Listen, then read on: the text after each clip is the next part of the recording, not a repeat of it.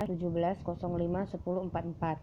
Di sini saya akan menjelaskan tentang struktur komputer dengan arsitektur von Neumann dan perbedaannya dengan arsitektur Harpert. Selanjutnya, arsitektur komputer von Neumann.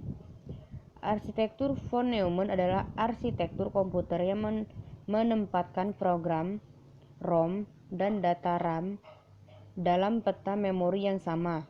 Arsitektur ini memiliki address dan data bus tunggal untuk mengamati program atau instruksi dan data.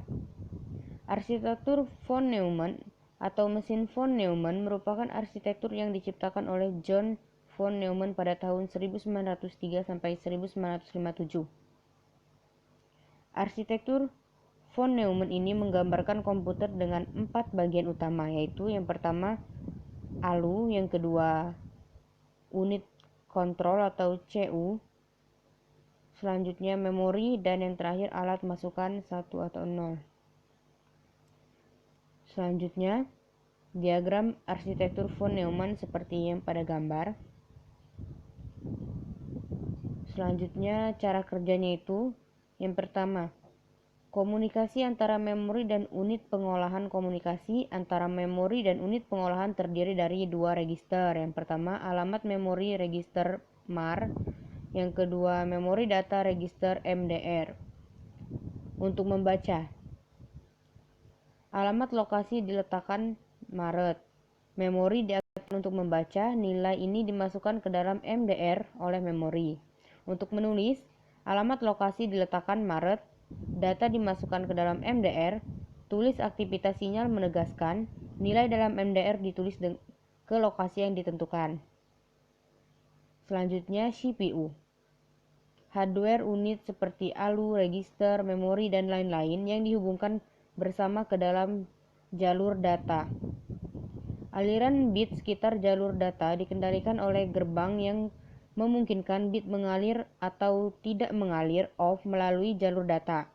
Instruksi biner 1 sama dengan on, 0 sama dengan off yang mengontrol aliran yang disebut mikroinstruksi. Yang ketiga, memori operasi. Ada 2 operasi kunci pada memori. Yang pertama, feed atau alamat, nilai kembali tanpa mengubah nilai yang disimpan di alamat itu. Toko, alamat nilai, menulis nilai baru ke dalam sel pada alamat yang diberikan. Memori jenis ini adalah acak akses, yang berarti bahwa CPU dapat mengakses nilai dari array seperti setiap saat. Memori seperti ini disebut RAM. Beberapa memori non-volatile atau read-only ROM. Selanjutnya, fleksibel pengalamatan program dan data. Program selalu ada di ROM dan data selalu ada di RAM. Arsitektur von Neumann memungkinkan prosesor untuk menjalankan program yang ada di dalam memori data RAM. Kelemahan model arsitektur von Neumann. Yang pertama, bus tunggalnya itu sendiri, sehingga instruksi untuk mengakses program dan data harus dijalankan secara sekuensial dan tidak bisa dilakukan overloading untuk menjalankan 2 instruksi yang berurutan. Yang kedua, bandwidth program harus sama dengan bandwidth data, sehingga memori data adalah 8 bits, maka program juga harus 8 bit. Yang selanjutnya, proses von Neumann membutuhkan jumlah clock CPI yang relatif lebih banyak, sehingga eksekusi instruksi dapat. Yang selanjutnya itu arsitektur Harpert memiliki 2 memori yang terpisah, satu untuk program ROM dan satu untuk data RAM, yang mana arsitektur ini merupakan kebalikan dari arsitektur komputer model von Neumann. Jika von Neumann mengubah ROM dan RAM menjadi satu, maka arsitektur Harpert maka kedua memori tersebut dipisahkan. Selanjutnya, ini merupakan diagram arsitektur komputer model Harpert. Kelebihan arsitektur komputer model Harpert. Yang pertama, bandwidth program tidak mesti sama dengan bandwidth data. Selanjutnya, opcode dan operand dapat dijadikan dalam satu word instruksi saja. Selanjutnya, instruksi dapat dilakukan dengan lebih singkat dan cepat. memori program dan data yang terpisah, maka coupling total memori program data dapat menjadi lebih banyak. Selanjutnya, kekurangan arsitektur komputer model hard part. Yang pertama, arsitektur hard part tidak memungkinkan untuk menempatkan data pada ROM. Selanjutnya, arsitektur ini memungkinkan untuk mengakses data yang ada di ROM. Nah, perbedaan arsitektur von Neumann dengan arsitektur hard part yaitu arsitektur von Neumann adalah arsitektur komputer yang menempatkan program ROM dan data RAM dalam peta memori yang sama. Arsitektur ini memiliki address dan data bus tunggal untuk mengalamati program instruksi dan data.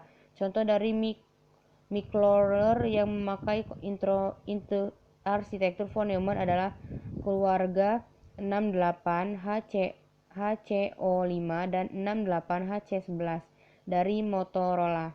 Sebaliknya, arsitektur hard part memiliki dua memori yang terpisah, satu untuk memori ROM dan satu untuk data RAM. Intel 80C51, keluarga microchip PIC16XX, Philips P8C, P87CLXX, dan Atmel AT89LSXX adalah contoh dari mikroprosesor yang mengadopsi arsitektur hard part. Kedua jenis arsitektur ini masing-masing memiliki keunggulan, tetapi juga ada kelemahannya. Dengan arsitektur von Neumann, prosesor tidak perlu membedakan program dan data. Proses tipe ini tidak memerlukan kontrol bus tambahan berupa pin 1 atau 0 khusus untuk membedakan program dan data. Karena kemudahan ini tidak terlalu sulit bagi prosesor yang berarsitektur von Neumann untuk menambahkan peripheral eksternal seperti A atau D convert, LCD, EEPROM, dan device 1 dan 0 lainnya. Biasanya device eksternal ini sudah ada di dalam satu chip, sehingga prosesor seperti ini sering disebut dengan nama microcontroller.